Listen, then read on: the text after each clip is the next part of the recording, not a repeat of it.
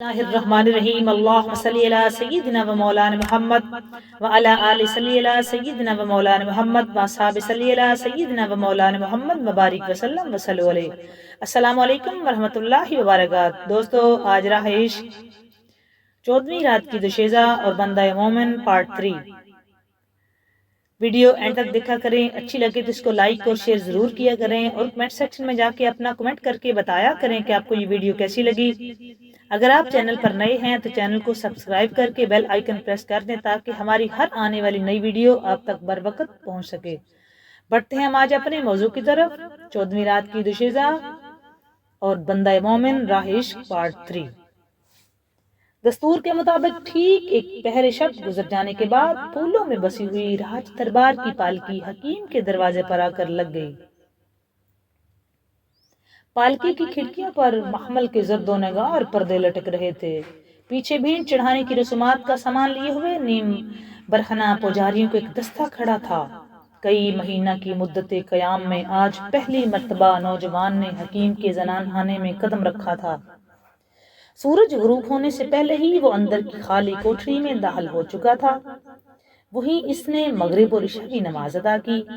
دستور کے مطابق غروب آفتاب کے بعد پیٹ چڑھنے والی دوشیزہ کی کوٹھری میں کوئی نہیں داخل ہو سکتا تھا۔ کسی کو چہرہ دیکھنے کی بھی اجازت نہیں تھی، ماں باپ بھی اس کے قریب نہیں جا سکتے تھے۔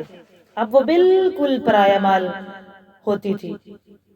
پالکی کے ہمراہ راج دربار سے بھیڑ چڑھائی جانے والے دلہن کے لیے مخصوص جوڑے بھی آتے تھے۔ مندر کے ایک پجاری نے جوڑے کا صندوق نوجوان کی کوٹھڑی کے دروازے پر رکھا اور یہ آواز دیتا ہوا چلا گیا کہ جلوس کی روانگی کا وقت ہو گیا ہے، اب آپ جوڑے پہن کر فوراً تیار ہو جاؤ۔ نوجوان نے صندوق کھول کر جوڑا نکالا اور اپنے پہنے ہوئے کپڑوں پر اسے پہن لیا۔ تھوڑی دیر کے بعد مندر کے پجاری آئے اور دروازے پر کھڑے ہو گئے۔ محنت نے کہا، اب کوٹھڑی سے باہر نکل آؤ، پالکی دروازے پر لگ گئی ہے۔ نوجوان اپنے جسم کو چادر میں لپیٹے، منہ چھپائے، کماری لڑکیوں کی طرح شرماتے لجاتے سسکیاں لیتے ہوئے باہر نکلا اور پھول کی طرح آہستہ آہستہ زمین پر قدم رکھتے ہوئے پالکی کے قریب پہنچا۔ محنت نے آگے بڑھ کر پالکی کا پردہ اٹھایا اور نوجوان اس کے اندر داخل ہو گیا۔ جیسے ہی پالکی اٹھی، حکیم کا پیمانہ ضبط ٹوٹ گیا۔ آج ایک پردیسی مہمان کے جذبہ و اخلاص اور وفا کا آخری امتحان تھا۔ انجام کے اندیشے سے بے ساختہ اس کے منہ سے چیخ نکل پڑی۔ صبر و تسلی دینے والے احباب پہلے ہی تیار کھڑے تھے۔ انہوں نے تسلی دی۔ فارینہ گھر میں موجود ہی نہیں تھی۔ سرے شام ہی اسے کسی محفوظ جگہ پر منتقل کر دیا گیا تھا۔ حکیم کی بیوی بھی نوجوان کی فداکاری پر اپنا سر پیٹ رہی تھی۔ پالکی شہر کی شاہراہوں سے گزرتی ہوئی سمندر کے ساحل کی طرف بڑھ رہی تھی۔ ایک پہر رات گزر جانے کے باوجود تمام راستوں پر تماشائیوں کے ٹھٹ لگے ہوئے تھے۔ جذبہ عقیدت میں ہر طرف سے پھولوں کی بارش ہو رہی تھی۔ تماشائیوں کا یہ ہجوم سمندر کے ساحل تک پالکی کے ہمراہ چلتا رہا۔ مندر تک لے جانے والے راستے کے سرے سے پہنچ کر پالکی زمین پر رکھ دی گئی اور ہجوم کو الٹے پاؤں رخصت کر دیا گیا۔ محنت نے پالکی کا پردہ اٹھا کر آواز دی، پالکی سے اتر آؤ، یہاں سے مندر تک پیدل چلنا ہوگا۔ سر سے پاؤں تک چادر میں لپٹے، منہ چھپائے نوجوان باہر نکلا اور محنت کے پیچھے پیچھے مندر کی طرف بڑھنے لگا۔ مندر کی عمارت کے سامنے پہنچ کر محنت نے دروازہ کھولا اور نوجوان کو اندر داخل کر کے باہر سے مکفل کر دیا۔ تھوڑی دیر تک کچھ منتر پڑھ کر رسومات ادا کی، اس کے بعد وہاں سے الٹے پاؤں رخصت ہو گیا۔ دروازہ مکفل ہو جانے کے بعد نوجوان نے زنانہ لباس اتار کر پھینک دیا۔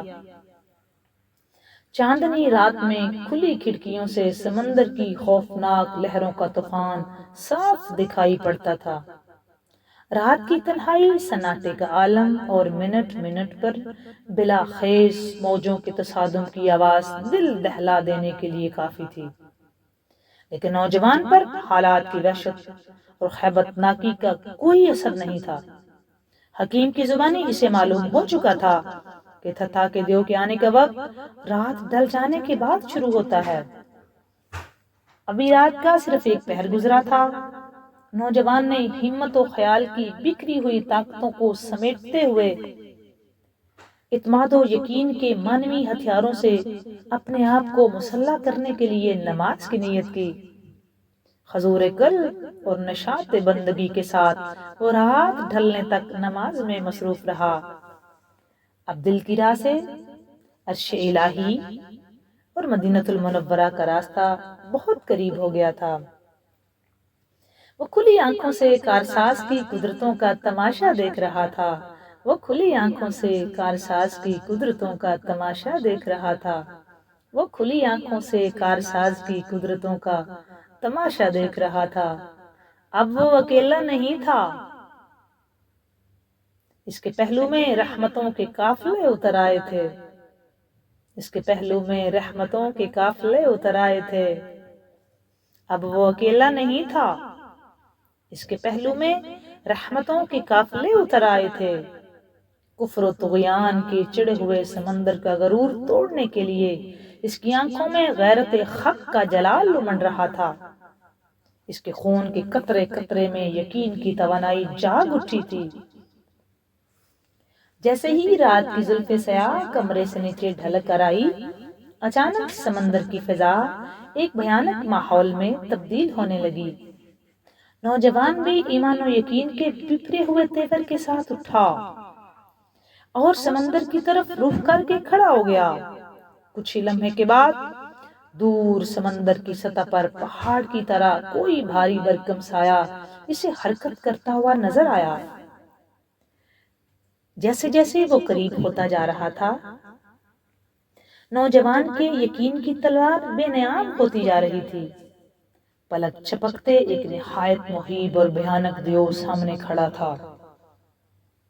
پلک چھپکتے ایک نہایت مہیب اور بھیانک دیو سامنے کھڑا تھا۔ آنکھوں سے چنگاریاں برس رہی تھی۔ ماتھے پر سینگ کی طرح دو نکیلی برچیاں کھڑی تھی۔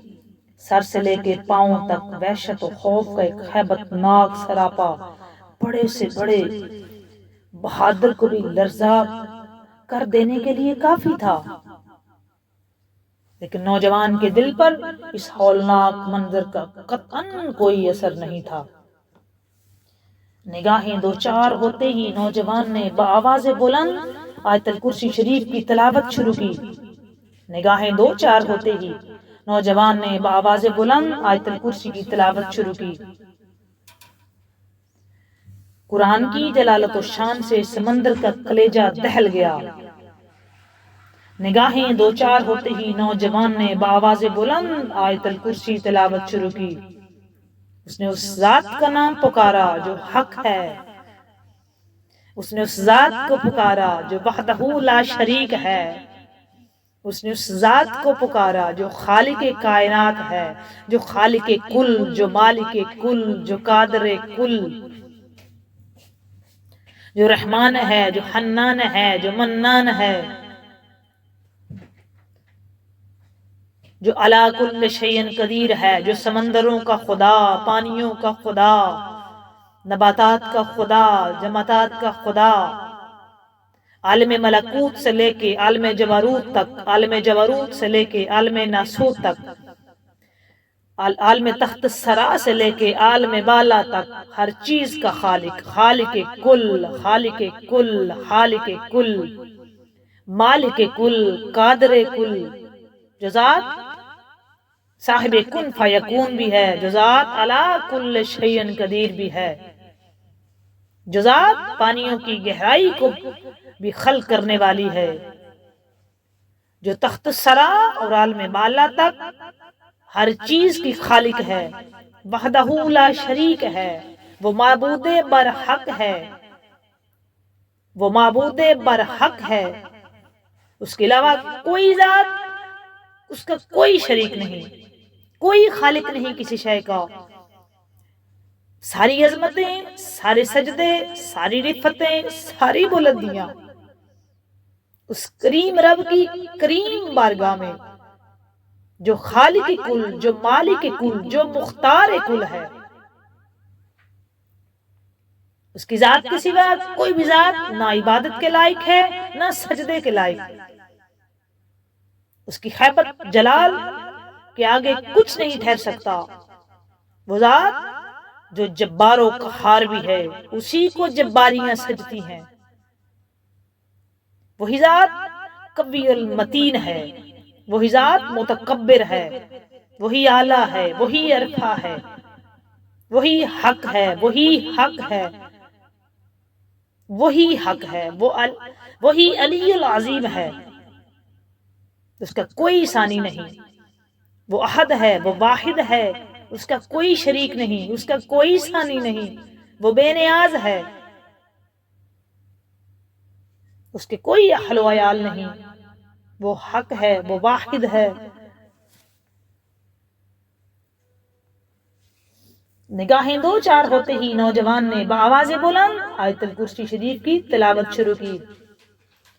قرآن پاک کی جلالت شان سے سمندر کا کلیجہ دہل گیا اور توحید الہی کی سطوط جلوت سے فضا بوجھل ہو گئی. اب نوجوان کی آواز دم بدم تیز ہوتی جا رہی تھی. یقین کامل تھا نا اس کے پاس. اس کی آواز دم بدم تیز ہوتی جا رہی تھی. ایک صف شکن مجاہد کی طرح ہاتھوں میں قہر الہی کی تلوار لیے ہوئے وہ دیو کو ہلاک کر دینے پر تل گیا تھا. ایمان جلالی کے تیور میں ڈوبے ہوئے ایک ہی نعرہ تکبیر نے افریت کا کلیجہ شک کر دیا. چمکتی ہوئی آنکھوں سے ایک چنگاری اڑی اور سمندر کی فضا دھوئیں سے بھر گئی. ایک مرد مومن کی روحانی توانائیوں نے سمندر کے خوفناک دیو کا کام تمام کر دیا تھا. ایک مرد مومن کی روحانی توانائیوں نے، ایک مرد مومن کی روحانی توانائیوں نے کہاں گئی ہماری یہ روحانی توانائیاں؟ ہم بھول گئے، ہم بہت پیچھے رہ گئے. یہ ہر کسی کے پاس ہیں. اگر ہم اس کو پہچانیں، ہم اس مالک کل خالق کل کی معرفت جانے، معرفت ہمیں ہو تو ہمارے پاس یہ توانائیاں ہونا. ایک مرد مومن کی روحانی توانائیوں نے سمندر کی خوفناک دیو کا کام تمام کر دیا تھا. جو دہشت سے سال ہر سال سے انسانی آبادیوں کا خون چوس رہا تھا، آج ایمان کی مخفی طاقتوں کے آگے اس کی خدائی کا سارا طلسم ٹوٹ کے رہ گیا تھا. فضا صاف ہوئی. نوجوان نے دیکھا بہت دور ایک سیاہ ڈبہ سمندر میں تحلیل ہو رہا تھا. بے ساختہ نوجوان کی پیشانی سجدہ شکر کے لیے جھک گئی. بے ساختہ نوجوان کی پیشانی سجدہ شکر کے لیے جھک گئی. اسے سب سے زیادہ خوشی اس بات کی تھی کہ قرآن پاک کے وعدوں پر اس کے یقین کو ایک نئی زندگی مل گئی تھی. سب سے زیادہ خوشی اس بات پہ تھی کہ جو قرآن پاک میں مالک کائنات نے وعدے فرمائے ہیں، اس قرآن پاک کے وعدوں پر اس کے یقین کو ایک نئی زندگی، یقین کو نئی زندگی ملی تھی. یقین کو نئی زندگی مل گئی تھی. یقین کامل کو نئی زندگی ملی تھی. اس کی دانست میں ایک بندہ مومن کا یہ سب سے قیمتی سرمایہ تھا جو محفوظ رہا. حجاز کی سرزمین پر کائنات کی راجدھانی میں اس نے سر شام ایک ہی پیغام بھیجا تھا. اپنے آقا کی چارہ گھری پر وہ فخر و ناز سے مچل اٹھا تھا. وہ تاجدار کائنات، وہ فخر کونین، وہ امام الانبیاء، فخر انبیاء، سیاح لامکان، تاجدار حالتا، تاجدار حرم، امام الانبیاء، امام الملائکہ، سید المرسلین، خاتم النبیین، رحمت للعالمین، شفیع المذنبین، صاحب لولاک، صاحب شمس الضحا، بدر الدجا، نور الخدا، کاف الورا، محبوب رب المشرقین والمغربین، جد الحسن والحسین، احمد مجتبی، حضرت محمد مصطفیٰ صلی اللہ علیہ وآلہ وسلم کی چارہ گری پر وہ فخر و ناز سے مچل اٹھتا تھا۔ اس نے پکارا تھا، اس کی فریاد رائگاں نہیں ہوئی۔ مدینے کی آسمان سے عین اس وقت رحمتوں کا قافلہ اترتا جا رہا تھا۔ سرور و کیف کی رقت انگیز کیفیت میں صبح تک اس کی آنکھوں کا سیلاب نہیں، پیشانی میں سجدے مچلتے رہے، اور ایمان و یقین کی چراغ کی لو تیز تیز اور تیز ہوتی گئی۔ اس نے جن ہستیوں کو پکارا تھا انہوں نے اس کی لاج رکھ لی۔ اس نے جن ہستیوں کو بلایا تھا وہ کبھی آسمان کی طرف دیکھ کے خالق کائنات کا شکریہ ادا کرتا، کبھی مدینہ المنورہ کی طرف دیکھ کے تاجدار حالتا صلی اللہ علیہ وآلہ وسلم کا شکریہ ادا کرتا، کبھی وہ نجف اشرف کی طرف رخ کر کے مولا مشکل کشا مولا علی علیہ السلام کا شکریہ ادا کرتا، کبھی وہ فاتح خیبر شکن کا شکریہ ادا کرتا۔ وہ جانتا تھا کہ اگر یقین کامل ہو تو جن کو بلایا جائے وہ آ جاتے ہیں۔ ذہن کی خاموش سطح پر بار بار یہ تصور ابھر رہا تھا کہ نکھرے ہوئے ایمان میں کائنات کی کیسی کیسی طاقتیں جذب ہو گئی ہیں۔ دل کا یقین اگر سلامت ہے، دل کا یقین اگر سلامت ہے اور روح کا رشتہ غیبی حقیقتوں سے مربوط ہے۔ دوستو، یہی میں آپ کو سمجھانا چاہتی ہوں۔ کہاں گئی ہماری روحانی توانائیاں؟ دل کا یقین اگر سلامت ہو اور روح کا رشتہ ان غیبی حقیقتوں سے مربوط ہو، رابطے میں ہو، تو تنہا ایک مرد مومن ساری دنیا کو فتح کر سکتا ہے۔ اور ہم چھوٹی چھوٹی چیزوں کے لیے پریشان ہیں، کوئی مال میں، کوئی کاروبار میں، کوئی اولاد کے ذریعے، کوئی صحت میں، یہ چھوٹی چھوٹی چیزیں، ان کے لیے ہم پریشان ہیں۔ کہاں گئی ہماری روحانی توانائیاں؟ ہمارا رابطہ ہی نہیں ان غیبی حقیقتوں کے ساتھ۔ اگر ہمارا رابطہ ان غیبی حقیقتوں سے مضبوط ہو تو دنیا کی کوئی طاقت نہیں ہمیں ہرا سکتی۔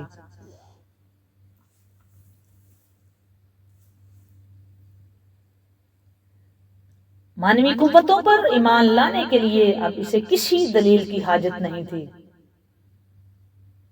کھلی آنکھوں سے اس نے آسمان کے دروازے کھلتے ہوئے دیکھے تھے، کھلی آنکھوں سے اس نے آسمان کے دروازے کھلتے ہوئے دیکھے تھے، اور گنبد خضرا میں فریادوں کے بازیاب ہونے کی آواز اس نے ماتھے کے کانوں سے سنی تھی، اس نے سر کے کانوں سے، ظاہری کانوں سے سنی تھی۔ اب وہ اپنے ماتھے کی آنکھ سے حقیقتوں کا تماشائی تھا، وہ انہیں تصورات کی لذتوں میں گم تھا کہ ملاحوں نے کی آواز نے اسے چونکا دیا۔ اب سحر ہو چکی تھی، نماز فجر کے لیے اٹھ کھڑا ہوا۔ شہر والوں کے لیے اس طرح کی 14 راتیں اجنبی تھی، سینکڑوں بار گزر چکی تھی۔ شہر کی تاریخ میں نوجوان دوشیزاؤں کی لاشوں کا انبار لگ چکا تھا۔ اب اس طرح کی راتوں میں سوائے گھر والوں کے کسی کے یہاں بھی کوئی خاص اس طرح محسوس نہیں کیا جاتا تھا۔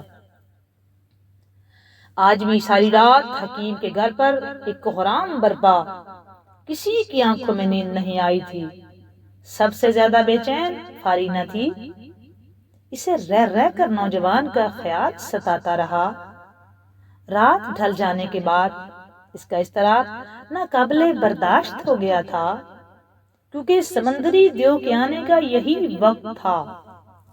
وہ بار بار سوچتی تھی کہ نوجوان پر کیا گزری ہوگی۔ صبح کا اجالا جب ہر طرف پھیل گیا اور لوگوں کی آمد و رفت شروع ہو گئی تو راجا کے کرندے حکیم کے گھر پر آ گئے، کیونکہ دستور یہی تھا کہ لڑکی کا باپ ہی صبح کے وقت مندر کا دروازہ کھولتا تھا اور وہی اس کی بے جان لاش کو مندر کے باہر پجاریوں کے حوالے کرتا تھا۔ تاکہ وہ اس کی آخری رسومات ادا کریں۔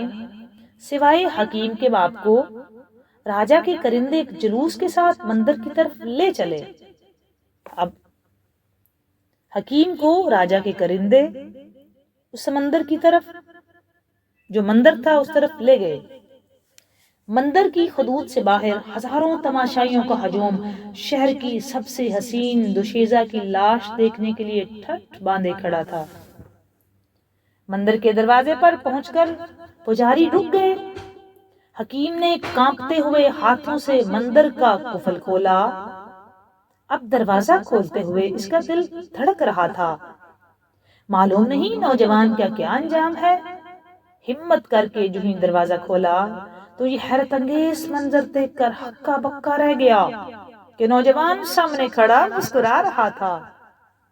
نوجوان سامنے کھڑا مسکرا رہا تھا۔ پجاری ایک غیر متوقع صورت دیکھ کر دہشت و حیرت سے چیخ پڑے۔ بجلی کی طرح یہ خبر تماشائیوں تک پہنچ گئی۔ سارے شہر میں ایک تہلکہ مچ گیا۔ راجا کو جب یہ خبر معلوم ہوئی تو اپنے مصاحبین کے ساتھ دوڑا ہوا مندر کے دروازے پر پہنچا۔ ابھی تک نوجوان مندر کے اندر ہی کھڑا تھا۔ راجا نے حیرت سے اسے دیکھا اور رعب و دہشت سے آنکھیں بند کر لیں۔ نوجوان نے باہر نکل کر راجا کو تسلی دی کہ دہشت زدہ ہونے کی کوئی وجہ نہیں ہے، میں وہی نوجوان ہوں جو کئی مہینے سے حکیم کے مکان پر مقیم ہوں۔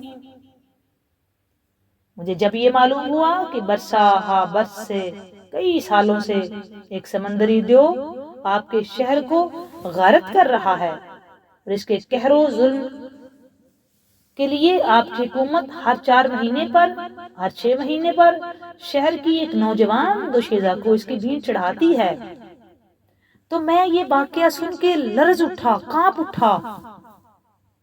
میرے پاس ایک ایسی طاقت ہے، اس کے ذریعے میں بڑے بڑے دیو پر فتح پا سکتا ہوں۔ اس لیے میں نے اپنے معزز میزبان سے درخواست کی کہ وہ فارینہ کے بدلے مجھے دلہن بنا کر پالکی میں سوار کر دیں تاکہ میں سمندری دیو کے قہر و ستم سے اس شہر کی کماری لڑکیوں کو نجات دلا سکوں۔ کافی اصرار کے بعد حکیم اس سنگین اقدام کے لیے تیار ہوا اور گزشتہ شب فارینہ کی بجائے مجھے اس مندر میں مکفل کیا گیا، بند کیا کر دیا گیا۔ یہاں تک پہنچ کر وہ خاموش ہوا۔ وہ خاموش ہوا ہی تھا کہ راجا نے بے چین ہو کے سوال کیا کہ گزشتہ شب دیو کے ساتھ کیا ماجرا پیش آیا، اس کی تفصیل معلوم کرنا چاہتا ہوں۔ جب تم کل رات ادھر تھے تو وہ دیو کا کیا معاملہ ہوا، وہ آیا؟ نوجوان نے نہایت شان و استغنا کے ساتھ جواب دیا، وہی ماجرا پیش آیا جس کی توقع تھی۔ رات ڈھل جانے کے بعد وہ اپنے معمول کے مطابق آیا اور مندر کی کھلی ہوئی کھڑکی کے سامنے کھڑا ہو گیا۔ میں ایمان و یقین کے ہتھیاروں سے مسلح ہو کر پہلے ہی اس کا منتظر تھا۔ وہ جیسے سامنے آیا میں نے اپنا عمل شروع کیا اور چند ہی منٹ میں اس کی قوتوں کا سارا طلسم ٹوٹ کے رہ گیا اور جلال حق کی ایک چنگاری نے اس کے دھوئیں اڑا دیے۔ راجا نے حیرت کے ساتھ دریافت کیا، اس کی ہیبت ناک شکل کا سامنا کرتے ہوئے کیا تم پر خوف طاری نہیں ہوا؟ نوجوان نے مسکراتے ہوئے کہا، ایک بندہ مومن کو سوائے خدا کے کسی سے خوف نہیں ہوتا۔ اب سارا شہر اس نوجوان کو دیکھنے کے لیے بے تاب تھا۔ فارینہ بھی خوشی سے پھولے نہیں سما رہی تھی۔ نوجوان کی فتح و کامرانی سے اس کی زندگی میں امیدوں کی نئی سحر طلوع ہو گئی تھی۔ وہ نہایت بے چینی کے ساتھ اس موقع کا انتظار کر رہی تھی کہ جبکہ نوجوان کی اخلاص و ہمدردی کا شکریہ ادا کرے۔ راجا نوجوان کو اپنے ہمراہ لیے ہوئے جیسے ہی مندر سے باہر نکلا، تماشائیوں کے ہجوم نے نوجوان کو فرط عقیدت سے سر پر اٹھا لیا۔ راجا محل تک ساری راہ گزر پر مشتاقان دید استقبال کے لیے کھڑے تھے۔ نوجوان جن راستوں سے گزر رہا تھا ہر طرف پھولوں کی بارش ہو رہی تھی۔ اس واقعہ سے لوگوں کے دلوں میں نوجوان کی عظمت و برتری کا سکہ بیٹھ گیا تھا۔ راجا نے نوجوان کے اعزاز میں شہر کے سارے معززین کو اپنے دربار میں جمع کیا۔ سمندر کے دیو کے قہر و ستم سے نجات کے سلسلے میں یہ شہر کا پہلا اجتماع تھا جو نوجوان کو خراج عقیدت پیش کرنے کے لیے منعقد کیا گیا۔ سب سے پہلے راجا نے کھڑے ہو کر ان لفظوں میں اپنے تاثرات کا اظہار کیا کہ معزز شہریوں، آج صدیوں کے بعد وہ دن میسر آیا کہ ہم نے ایک بہت بڑے خوفناک دشمن پر فتح پائی ہے، اور اس عظیم الشان فتح کا صحرا اس نوجوان کے سر ہے جو چند مہینوں سے ہمارے شہر میں مقیم ہے۔ جس دیو کو ہم موت و حیات کا مالک سمجھے ہوئے تھے، آج نوجوان نے اس کے فریب کا طلسم توڑ دیا ہے۔ نوجوان نے جس طاقت کے بل پر اس موذی دشمن کا کلا کما کیا ہے، دراصل اس کی طاقت کے آگے ہمیں سر جھکا دینا چاہیے۔ وہی دین سچا اور غالب ہے، اسی کا دین سچا ہے، اسی کا دین سچا اور غالب ہے، جس کے فیضان نے نوجوان کو ایک عجیب و غریب ہستی کا مالک بنا دیا ہے۔ کیوں نہ اس نعمت کے شکرانے میں ہم سب کے سب اس کے دین کو قبول کر لیں۔ شہر کے ذی اثر شخص نے کھڑے ہو کر کہا، اس احسان کے بدلے میں نوجوان کا جتنا شکریہ ادا کیا جائے کم ہے، لیکن جہاں تک نوجوان کے دین قبول کرنے کا سوال ہے، اس سلسلے میں میری حقیر رائے یہ ہے کہ ابھی اجرت سے کام نہ لیا جائے۔ بھیڑ چڑھانے کی اب جو تاریخ آ رہی ہے، اس میں ایک بار اور آزمائش کر لی جائے۔ اگر سمندری دیو نہیں آیا تو ہم نوجوان کی روحانی طاقت اور اس کے دین کی برتری کو بے چون و چرا تسلیم کر لیں گے۔ راجا کے ساتھ سارے مجمع نے اس رائے کی تاکید کی۔ اس ضمن میں ایک دانشور نے کھڑے ہو کر کہا، اس رائے میں اتنا اور اضافہ کر دیا جائے کہ اس بات دستور کے مطابق شہر کی نوجوان دوشیزہ کو بھی اس کے ساتھ اندر بند کیا جائے تاکہ پتہ چلے اس کی روحانی توانائی ہے کیا۔ سارے متفق ہو گئے۔ اب یہ فیصلہ ہوا کہ نوجوان کو دوبارہ بند کیا جائے گا۔ دوستو، راہ عشق 14ویں رات کی دوشیزہ اور بندہ مومن پارٹ 3 یہاں کمپلیٹ ہوا۔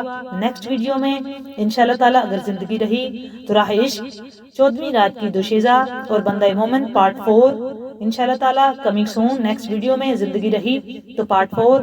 ویڈیو اچھی لگے تو اس کو لائک اور شیئر ضرور کیا کریں، اور کمنٹ سیکشن میں جا کے بتایا کریں کہ آپ کو یہ ویڈیو کیسی لگی اور آپ نے اس میں سے کیا سیکھا۔ اللہ حافظ۔